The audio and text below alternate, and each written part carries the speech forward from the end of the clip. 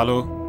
متاسفم اسکندر، من واقعا متاسفم. چی شده جانان؟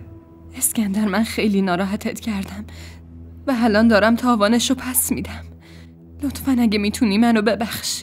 ده آخه بگو چی شده جانان؟ زنگ زدم که ازت معذرت خواهی کنم. لطفاً اگه میتونی منو ببخش. ببین جانان، فکر کنم الان ناراحتی. بگو چی شده آخه؟ میخوام از زبون خودت بشنوم.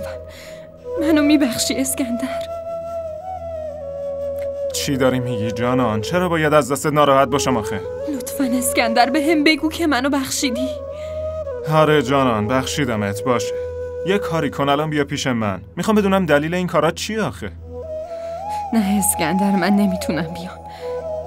خیلی ازت ممنونم که منو بخشیدی. خداحافظ. اما جانان الو جانان. عشق نمانا درد نجانه، عشق نمانا درد نجانه.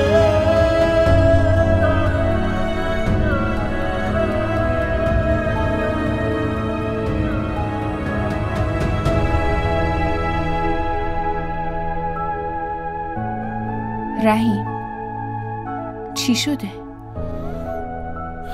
تو کی اومدی؟ یکم پیش اومدم پیش خاله و جانان، اما خاله گفت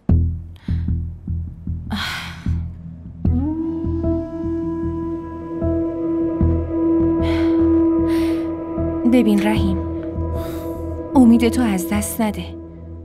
من کنارتم.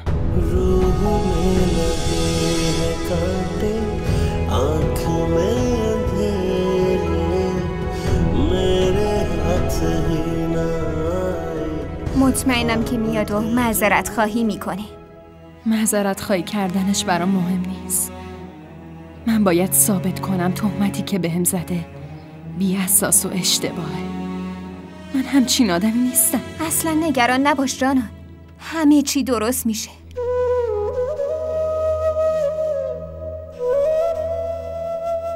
من باید یه خونه پیدا کنم. چرا؟ چرا باید جای دیگه ای بری جانان؟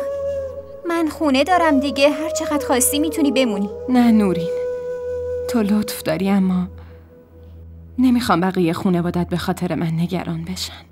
ازت خیلی ممنونم نورین.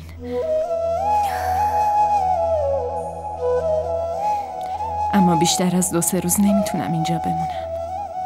باشه، هر طور خودت میخوای. اما چند روز خونه من استراحت کن. همین که یه خونه خوب پیدا کردی میتونی بری. باشه؟ حالا تو بشین تا من یه چیزی برات بیارم.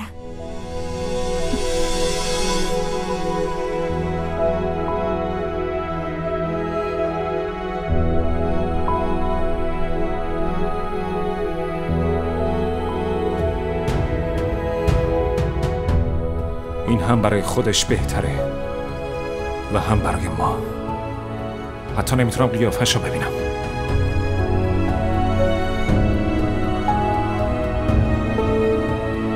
از این به بعد نه تو قلبم جایی داری نه تو این خونه. بعد از شناختنت هر لحظه به خودم لعنت میفرستم که چرا عاشق تو شدم.